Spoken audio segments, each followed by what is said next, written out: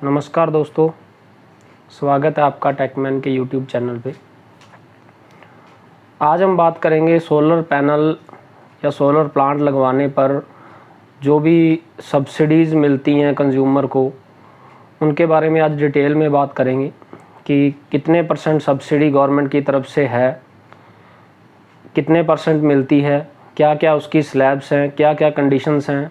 अगर subsidy government की तरफ से है तो वो आम कंज्यूमर को क्यों नहीं मिलती है, उनके तक क्यों नहीं पहुंच पाती है। इन सब बातों के बारे में आज डिटेल में बात करेंगे। तो अगर आप इस चैनल पे नए हैं तो मेरे चैनल को सब्सक्राइब कर लीजिए ताकि आपको इसी तरह की वीडियोस आने वाले टाइम में मिलती रहें। तो दोस्तों,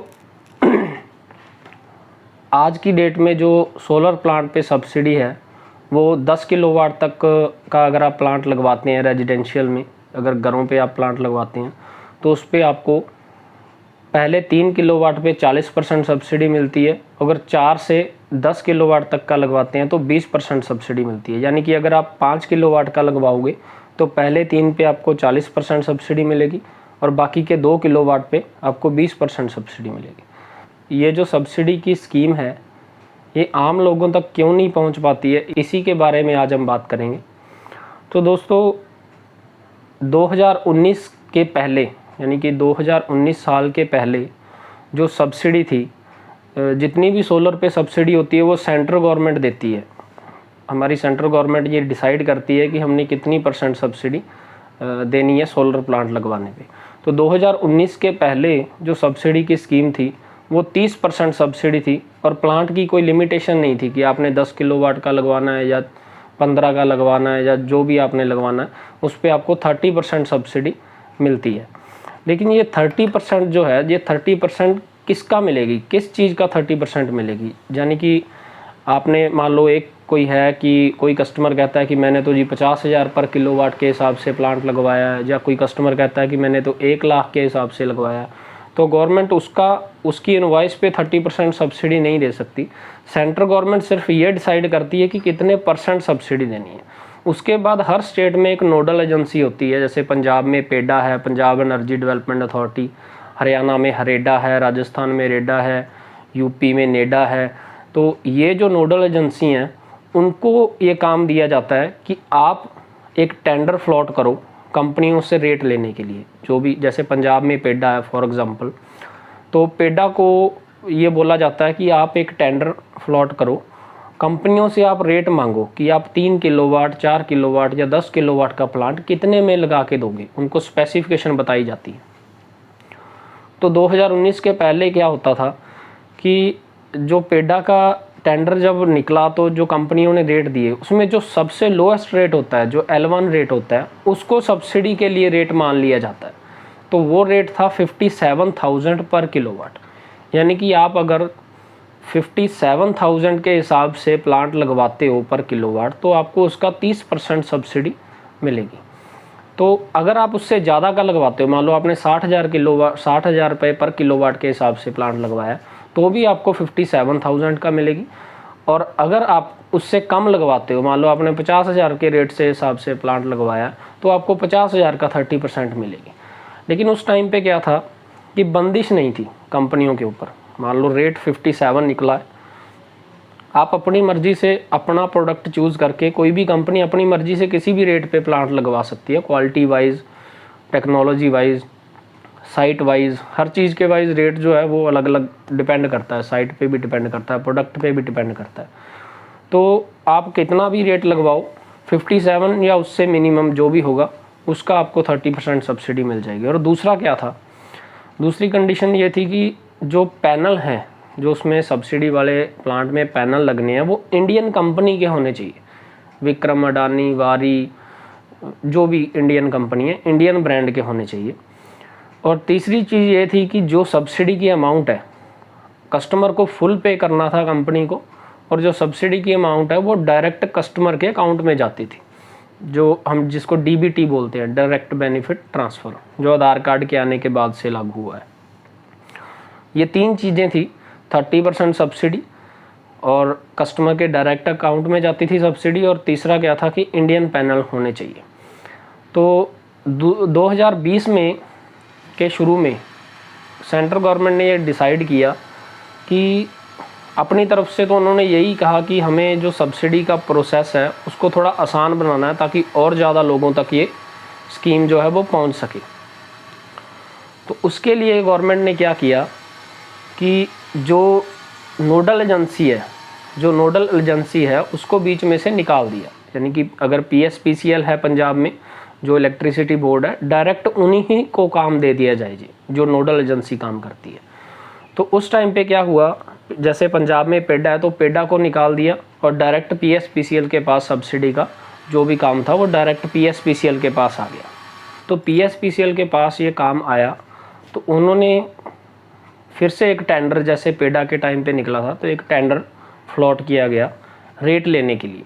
और इस टाइम पे दो मेजर चेंजेस हुए कि एक तो जो सब्सिडी है उसको 10 किलोवाट तक लिमिट कर दिया गया कि 10 किलोवाट से ऊपर अगर कोई प्लांट लगवाता है उसको सब्सिडी नहीं मिलेगी। यानी कि अगर कोई 15 का प्लांट लगवाता है तो 10 किलोवाट तक की ही सब्सिडी मिलेगी, ऊपर के 5 किलोवाट की नहीं मिलेगी। और उसमें भी दो स्लैब बनाई गई कि 3 किलोवाट तक के प्लांट को 40% मिलेगा और 3 से ऊपर का जो हिस्सा होगा, 3 से ऊपर का पार्ट 4 से 10 किलोवाट का, उसको 20% सब्सिडी मिलेगी। पहला चेंज ये। दूसरा चेंज जो हुआ वो ये हुआ कि पहले कंडीशन थी कि पैनल इंडियन कंपनी के होने चाहिए, लेकिन अब जो कंडीशन PSPCL के पास आने के बाद हुई वो कंडीशन ये थी कि उसमें जो सेल यूज़ हुआ है, पैनल में जो सेल यूज़ किया गया है वो भी इंडियन मैन्युफैक्चरर का होना चाहिए, वो इंडिया में ही बना होना चाहिए। उसी को DCR सेल बोलते हैं, DCR panel, domestic cell requirement. तो जब ये दो चेंजेस हुए तो उसके बाद जो DCR सेल था, जब उसका नाम हो गया तो उससे क्या मेजर चेंज हुआ, क्योंकि ये कंडीशन होने के पहले भी तो इंडियन सेल बनते थे और उसी रेट पे बिकते थे। मान लो विक्रम का पैनल है, अगर उसमें DCR सेल है वो भी वही रेट था, बाहर का सेल है वो भी वही रेट था। तो जब DCR का एक नाम हो गया कि ये एक अलग चीज़ है तो कंपनियों ने उसके रेट बढ़ा दिए। ऑब्वियसली किसी चीज़ की डिमांड बढ़ी तो उसका रेट बढ़ गया, पैनल थोड़े महंगे हो गए। दूसरा चीज़ क्या हुआ, ये जो 20 और 40% की सब्सिडी की जो स्लैब बनी थी उसके साथ PSPCL और सेंट्रल गवर्नमेंट, इन्होंने एक चीज़ और कंडीशन रख दी कि ये जो सब्सिडी है ये कंज्यूमर के अकाउंट में नहीं जाएगी। जब भी कंज्यूमर पे करेगा तो वो सब्सिडी के अमाउंट को लेस करके ही पे करेगा। यानी कि कंपनी जो प्लांट लगाएगी वो सब्सिडी की अमाउंट को लेस करके कस्टमर से चार्ज करेगी और जो सब्सिडी की अमाउंट है वो सेंट्रल गवर्नमेंट कंपनी के अकाउंट में डालेगी या PSPCL उस कंपनी के, उस वेंडर के अकाउंट में सब्सिडी डालेगी।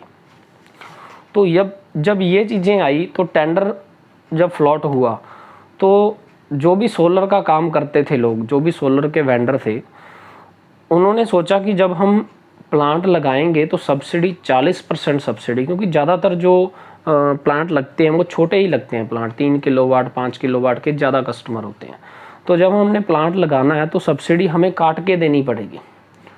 तो PSPCL पे तो इतना भरोसा है लोगों को कि 4 5 6 महीने तो लग ही जाएंगे सब्सिडी आने में, वैसे भी सरकारी कामों में टाइम लग जाता है।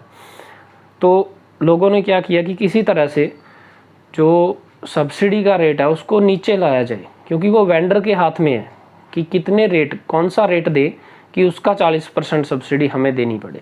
तो पेडा के टाइम पे क्या था कि कोई लिमिट नहीं थी कि आपने रेट ये दे दिया और प्लांट कितने का लगाएंगे, प्लांट आप जितने का मर्जी लगवा सकते हो।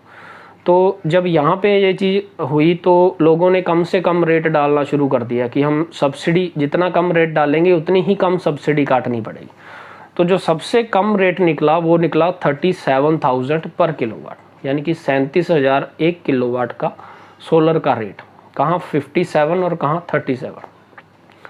अब 37 रेट जब निकला तो सब्सिडी कितनी हो गई कि 37,000 में से 40% सब्सिडी है 3 किलोवाट तक, कि आपको 40% काट के पे करना है, यानी कि 22,200 रुपये।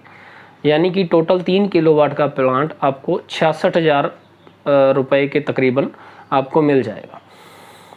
क्योंकि हुआ क्या कि 37,000 जो रेट था वो सब्सिडी के लिए रेट था, लगा तो कितने का भी सकते हैं, अलग अलग रेट अलग अलग कंपनियों के हिसाब से, लेकिन ऐसा हुआ नहीं। जब भी ये टेंडर निकाला गया उसके बाद जब एक गवर्नमेंट की और गाइडलाइन आई कि जो प्लांट जो आपने रेट दिया है लगाना भी उसी रेट पे है। जिस कंपनी ने 37 रेट दिया है वो तो एक ही कंपनी थी, जो बाकी कंपनियां जिन्होंने ज़्यादा रेट दिया है उनको भी उसी रेट पे लगाना है। यानी कि PSPCL का कहने का मतलब ये था, या सेंट्रल गवर्नमेंट का MNRE का कहने का ये था कि हमने स्पेसिफिकेशन दी थी, हमने जिस प्लांट की स्पेसिफिकेशन दी थी उनको अगर ये बंदा 37 में लगा सकता है तो दूसरे भी लगा सकते हैं, तो आप भी इसी रेट पे प्लांट लगाओगे और उसमें से आपको सब्सिडी भी काट के लगाना पड़ेगा। आप सब्सिडी काटोगे, कस्टमर से पेमेंट लोगे, फिर हम आपको पेमेंट देंगे। तो यही जो वजह थी, जो मेन कारण था कि इतना कम रेट और उसमें से सब्सिडी भी काट के देनी है, तो जो वेंडर थे उन्होंने धीरे धीरे किनारा करना शुरू कर दिया कि भाई हम नहीं लगा सकते सब्सिडी का प्लांट। और दूसरी चीज़ ये भी थी कि सब्सिडी काट के 40%, बहुत बड़ी अमाउंट होती है, 40% सब्सिडी कैसे कोई वेंडर काट के दे सकता है अपने पास से, जबकि उसको 6 महीने बाद मिलने वाली है या 1 साल बाद मिलने वाली है सब्सिडी। तो ये जो मेन इशू यही क्रिएट हुआ था, जिसकी वजह से आम जनता के तक, आम कस्टमर के तक ये सब्सिडी का बेनिफिट नहीं पहुंच पाया। अभी सुनने में आया है, एक 3-4 दिन पहले ही सेंट्रल गवर्नमेंट ने बोला है कि 1 सितंबर से जो भी सब्सिडी अभी चल रही है 40 और 20%, उसको भी बंद कर दिया जाएगा। यानी कि 1 सितंबर 2021 के बाद किसी भी तरह की कोई सब्सिडी नहीं मिलेगी सोलर प्लांट लगवाने पर।